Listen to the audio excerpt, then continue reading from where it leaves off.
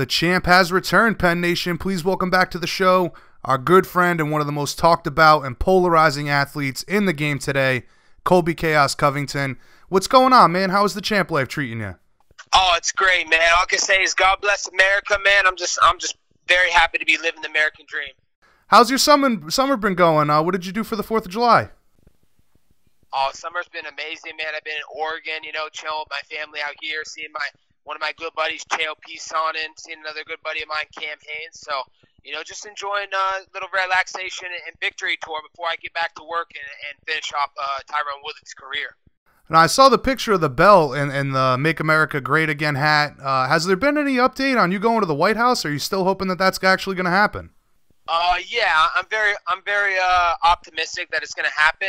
It's just a matter of time. We have to get our schedules right. I've been traveling. Trump's a busy man. He's doing all his political rallies. So it's definitely going to happen, and I can guarantee you I'm going to be leaving my belt at the White House. Now, as you mentioned, you've been back home in Oregon. I've seen you've been making the rounds there. Seems like you're doing a bit of speaking engagements, if I'm not mistaken. Yeah, I've been doing a couple things, going to a couple wrestling clubs here in Oregon, talking to the kids, the youth, making sure they're following their dreams and never giving up on their goals and what they want to do in life. So, and then obviously, walking the mean streets of West Lynn with my boy J.O.P., we're two Oregon gangsters, so I had to get together, so, to spit some fire with him. Yeah, I saw you guys were hanging out yesterday. I believe you did his radio show. Did you guys get a chance to train together at all? No, we didn't get a chance to train together, man. He's getting ready for Fedor, heavyweight, so, it wouldn't be the right look. But, we've trained together a lot in the past, and, I got a lot of respect for Chael, man. That guy's a gangster, and he's one of the greatest to ever do it. Without a doubt, man. And every time I've spoke to him, he's spoke highly of you as well. Obviously, everybody's waiting to hear an announcement for the title unification bout between yourself and Tyron Woodley. Are we close to having a deal done, and what card are you guys looking at this point? The thing is now I hold the cards, so, I'm not going to rush back to fight when he wants to fight me. We're going to fight when I want to fight, and I want to fight in November. That's a good time frame for me. That's, I just fought fucking a month ago, and they want me to, I'm not going to be fighting, in September, October. I'll be fighting in November, so that's what I'm looking at right now. I hold the cards. Tyron had his chance, man. We could have fought like 3 or 4 times. They offered him 3 or 4 different cards in the past, and he cried, "Oh no, I want a money fight. I want McGregor. I'll fight Diaz." But then they offer him me, and I got to get shoulder injury. I got to get a shoulder surgery. So he's came and gone. He's on TMZ gossiping about the Kardashians. He's in Hollywood with the liberal scum. He's trying to do these B-list movie roles that go straight to DVD. So. He could do all that little acting career, but he's going to fight me when I'm ready to fight, and that's November. He doesn't have the cards anymore. I hold the cards. So with you saying that you're holding all the cards, it sounds to me like you're pushing for the Madison Square Garden card? Yeah, absolutely. I'm pushing for Madison Square Garden, so make sure you tell Woodley Madison Square Garden. I would tell him on social media, but he lives in his little safe space. He blocked me on all the social medias, on Instagram and Twitter, so I can't get at him and tell him Madison Square Garden, He's acting hard out there saying, "Oh, I'm going to do this to Colby, I'm going to do that," but, that's all talk, man. Why are you blocking me? I don't block anyone, Jason. You want to talk shit to me? Come to my page. I'll engage with you, but, don't live in your little safe space and be a little liberal scum. Yeah, it seems to me like a lot of guys that you piss off like to block you, huh? Yeah, it's a joke, man. These guys, they're all up in their feelings, they all got feelings, and that's something I don't have, man. I'm the king of the nerds and the virgins, and that's why this movement got started, because all these little snowflakes with their feelings, they're getting melted every single day. Now, realistically, man, I mean, I know you said that November's going to be the date. That's what you're pushing for. You're going to make Woodley fight on your terms, but realistically, how soon would you like to have the contract signed? Realistically, we got to sit down, and I'd love to get the contract signed, within the next month or two, but, I got to get back to training. I'm out in Oregon visiting family and doing some media rounds. I got to go out to the White House. I got things to do. So, whenever the contract gets signed, but, everybody knows what the fight's going to happen. It's only a matter of time now, so it doesn't make sense to just force the fight out there and let's get it out there next month or get it signed tomorrow. It's like we're gonna make people wait and we're gonna build this up. I made this fight. Who built this fight? I built this fight. Tyron didn't build this fight. He's trying to build it now because he knows he has no choice, and he knows this is my division now. So, the fight will get signed when it gets signed, but in the meantime, enjoy the show, baby, the Colby Covington Chaos Show. Well, hey, man, I would agree with you 100% that all the more time you guys have to build this up, it's only better for everybody involved. But, you said something interesting when talking to Chael in a clip I saw earlier today from his radio show. You said that the belt means nothing to you and that you're here to make money and compete. You also said that you felt like Tyron uses the belt as a bargaining chip for money fights, as you talked about GSP, Conor, Nate Diaz. I'm wondering if you feel like being a champion, does that make a big difference when trying to get a bigger payday? Or with the example of a guy like Conor, is the belt irrelevant when it comes to being a big draw? To me, the belt is irrelevant. To Tyron Woodley, it's a bargaining chip for Tyron Woodley. He goes out to Hollywood. He says, hey, I'm the UFC champ. You see this belt? And he uses it as a bargaining chip. The belt is nothing to me. I don't care. I'm not looking to make money in this sport. Obviously, I want to make money, and that's great, and I want to build big fights. But I didn't come here. It's not about money fights to me. It's about solidifying myself as the best fighter in the world and continuing to be every contender one after one and be a great American champion. That's what it's all about. Look at the Golden State Warriors. Look at the Philadelphia Eagles. They're not great American champions, man. You don't turn an invitation down to the White House. It doesn't matter your political opinion, what side you take. If you get offered to go to the White House, that's the troops, man. That's you going for the flag, the red, white, and blue. So regardless of your opinion, you need to be a great American champion, and you go to the White House and pay your respects to the people, the servicemen and women, the troops who put their lives on the line every single day for your freedoms, so you can eat out of your little silver spoons and make all your millions of dollars. Because are you not proud to be American? Let's go see you try that act in South America. You wouldn't get away with it over there. Yeah, no, I heard that point you made too, man. Like, being so unpatriotic when you're in a country that affords you the opportunities to be able to be a multi-million-dollar making sports athlete. It's pretty silly to think that you'd be bashing a place where these opportunities are possible for you. But speaking of a draw and being a big draw, people were really surprised by the numbers from the pay-per-view at UFC 225. What was your reaction to that early lowball estimate? It was a lowball estimate, but it looked like fake news to me. I mean, at first they said 150, and then they said 250, and we haven't heard what it's been since 250. But I don't think anybody else. There's no other cards this year. Did any other card this year even do 250 pay-per-views? Look at DC is the greatest fighter of all time. He just fought Stipe, and who knows if they even got 250. So, 250 is pretty good comparing to what's been offering in the UFC, So the thing is I'm the only draw that was on that card. Robert Whitaker wasn't selling any fights. No one cares to watch him fight. He's boring. No one wants, he doesn't sell fights. He doesn't talk. Same thing with Romero. He doesn't talk. He's all shy. Oh, I love you, boy. He doesn't even speak English. So, Yoel Romero's not selling no fights. And CM Punk, everybody already saw that show. Everybody saw him lose. Everybody knows he's not a good fighter. He sucks at fighting. He's a pro wrestler. So, everybody saw that show. I was the only one on the card pumping the cards. So all those buys were from me. 250,000 buys. That was all my work. So, I think I did a pretty good job, and that was just the start. That was the beginning. Wait till you see the next one.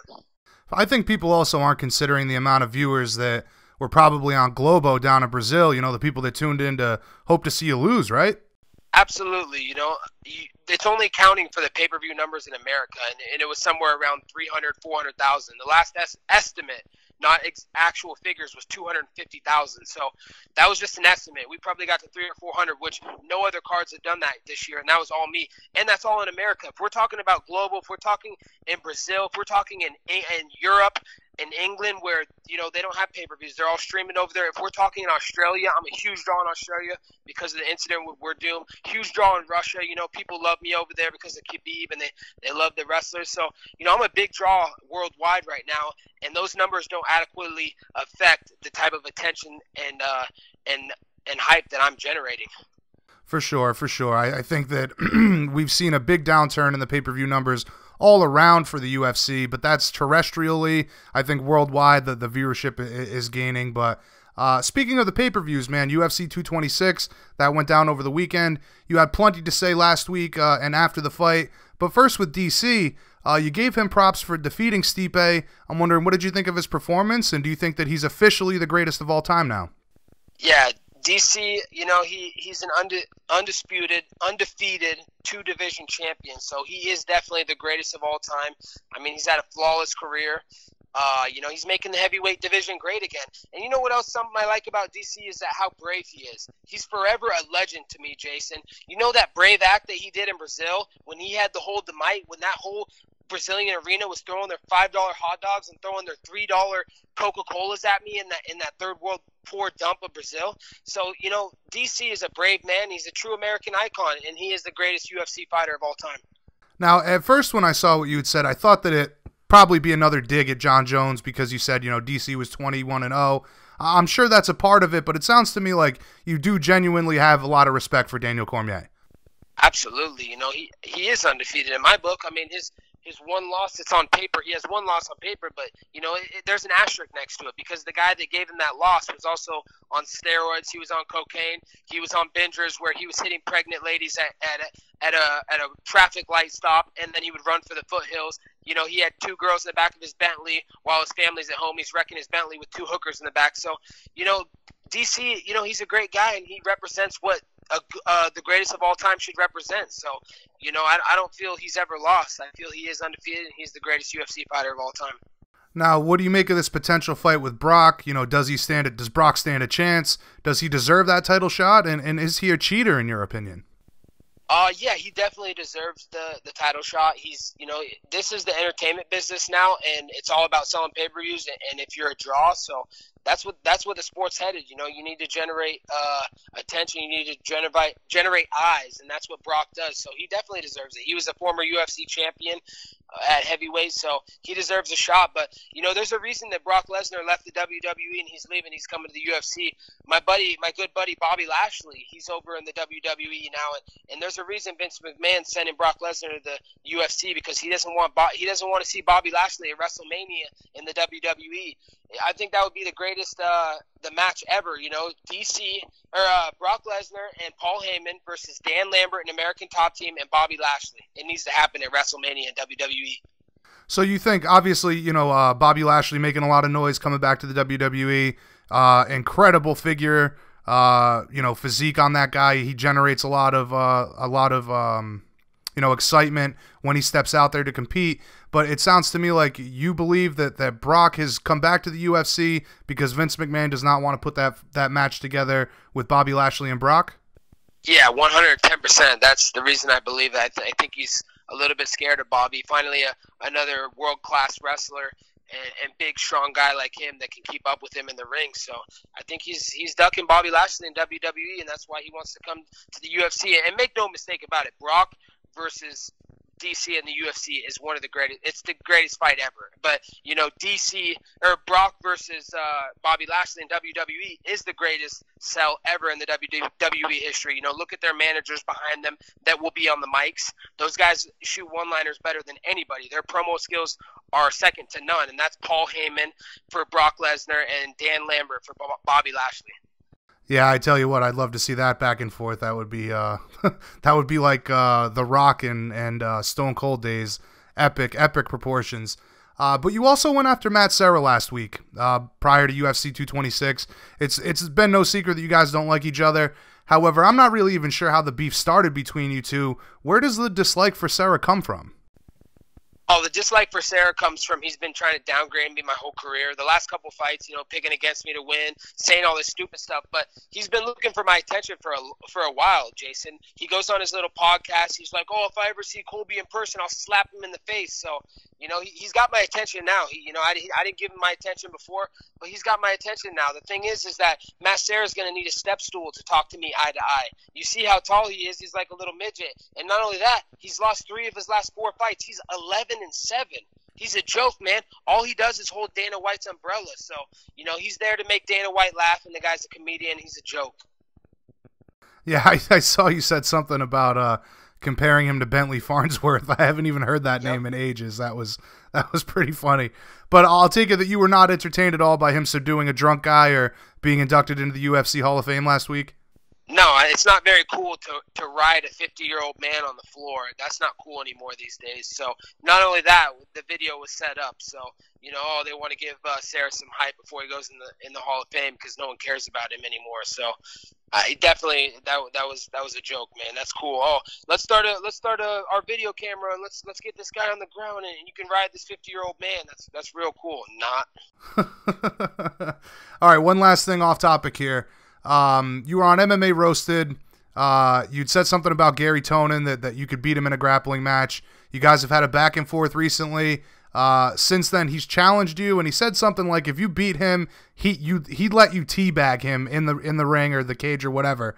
What's your response to that, and what prompted the beef with Gary Tonin? Yo, it's funny you talk about Michael Bisping like that. Let me tell you right now that Michael Bisping's looking me out of that one eye at me the whole time, man. And let me tell him one thing: God saved the Queen, but God couldn't save Bisping's right eye. He talks the talk, but he couldn't walk the walk. Who'd he beat? Luke Walkle, the underwear model who has a glass chin? Dan Henderson left him stiff. American forefather. Chael Sonnen had him looking up at the lights. So, Bisping, he's salty. He couldn't back up the shit he says like I do. All right, fair enough. And, when you mention Hendo, I don't know if you see on social media, but it seems like every 4th of July, a picture of Bisping dressed as a red coat and Hendo dressed as a a revolutionary soldier pops up with Hendo knocking him out. I always find that funny every 4th of July. But listen, getting back to your own career, what's next for the champ? You're gonna stick around Oregon for a while, or you're gonna head back to Florida soon? Yeah, I'm going to stick around Oregon for another week or two, enjoy time with my family and the community out here. And then I'll get back out to training in Florida in about 2 or 3 weeks. And then everybody knows what's next. Woodley's living his little safe space. Hollywood's made him softer. So, we're going to see each other across the octagon. I'm going to retire him for good. There's no more talk of Tyron Woodley. All the fans, I'm supposed to be the bad guy. I'm selling this like I'm the bad guy, but I can't even be the bad guy because anytime Tyron Woodley opens his mouth, he immediately becomes the bad guy. He's trying to act like a good guy, but he's talking about things that only bad guys talk about. So, Woodley's, he needs to shut his mouth and just let me sell the fight. No one cares about him. He's not a draw.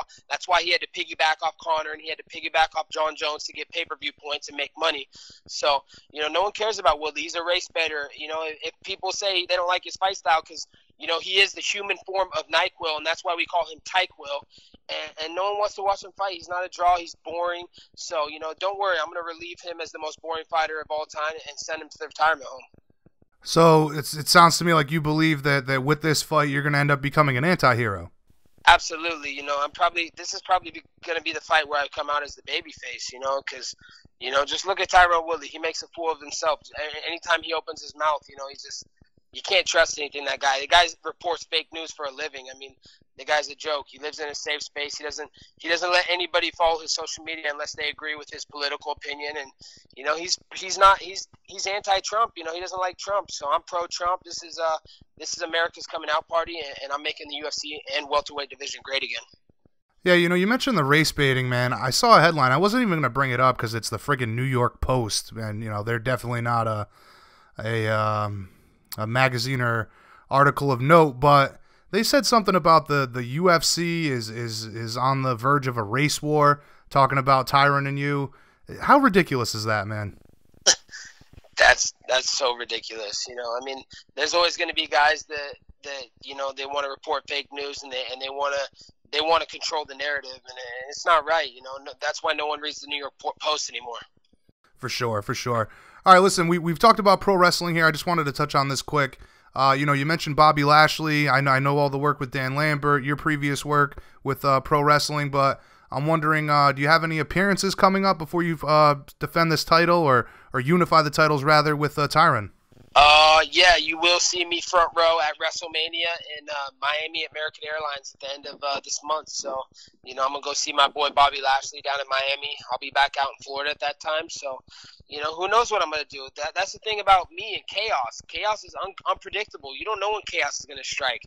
I might just hit that ref with a chair if he messes, if he tries to screw my boy Bobby Lashley over again. So, you got to tune into WrestleMania. Or no, it's Monday Night Raw, not WrestleMania. It's Monday Night Raw I'll be at, an appearance for WWE. So tune into Monday Night Raw at the end of this month down in Miami from American Airlines Arena, and you're going to see some unpredictable chaos. Awesome, man. I know you've had goals of being in the WWE as well. Have you had any discussions with them about making that a reality, or could this possibly be this Monday Night Raw at the end of the month? Could this possibly be your first appearance on the show? Yeah, we're in talks. The good thing is that Bobby Lashley's over in WWE now, so my manager and agent, Dan Lambert, who owns American Top Team, he's in talks. He wants, he might be my microphone, my voice, and I just, it's just me out there, and I'm gonna go destroy all the guys on the WWE roster and let Dan Lambert speak from the microphone. That guy has a one take promo like you've never seen. I mean, all the taping we did in Impact Wrestling, they were like, what the heck? You don't have to do a retake? Literally, he did all the stuff on one take, so it was unbelievable. So, me and Dan Lambert and American Top Team and Bobby Lashley are looking to get over there soon, and hopefully we can make that happen. But right now, in this time, I'm focusing all my energy and everything into Woodley. I'm not a half-asser. Woodley's on TMZ. He's in Hollywood getting soft. I'm only training. I'm only living the lifestyle. I'm only getting ready, putting the time in to go retire him and to go, be a man of my word. And that's exactly what I am, man. I'm a man of my word. Everything I said my whole career, I've done it. And that's what I'm going to do to Woodley. So, at this time, I'm just focusing all my energy into Tyron Woodley. And then hopefully we can make that WWE transition happen by the end of the year or early next year. Well, I certainly look forward to it. And as you said, man, you walk the walk, you talk the talk. Speaking of which, I know you've said that it's going to be November. Are you fully confident that this fight is going to go down in November? Do you think Woodley's going to play any games to maybe make it later in the year or possibly early next year? To be honest, I think Woodley might play games. He might not end up even, he might just back out of this ass whooping. I don't know. He knows deep down inside what happened when we trained together. He can say whatever he wants to say to the media, but deep down inside, he knows, I'm his worst nightmare.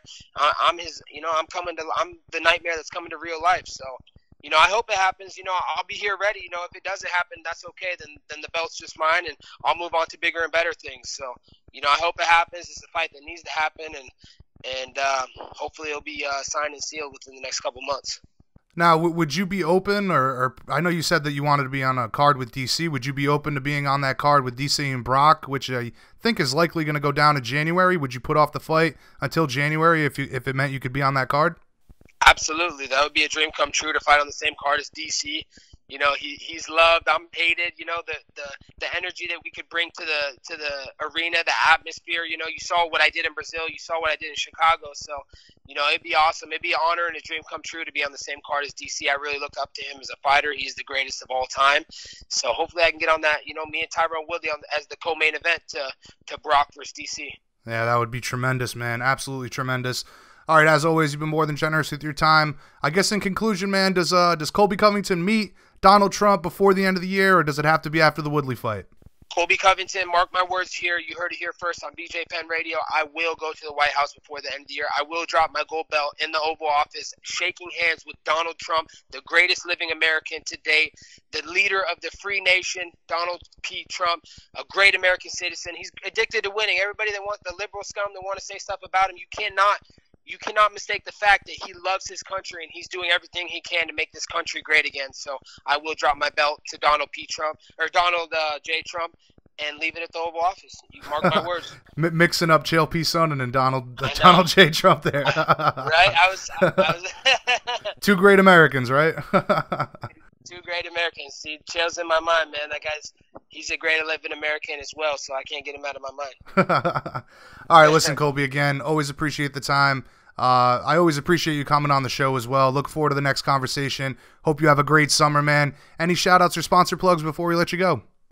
Big shout-out to Thurston Wrestling Club out here in Thurston, Oregon, and my community, Thurston, Oregon, all the 541, all of Oregon, and of course, American Top Team, they helped me get here, Dan Lambert, and much love to BJ Penn Nation for always having me as a voice. Hey, you got it, brother. Always a pleasure. Thanks again. We'll catch up again soon. Enjoy the summer, man. All right, have a good one, man. Take care. Later, buddy.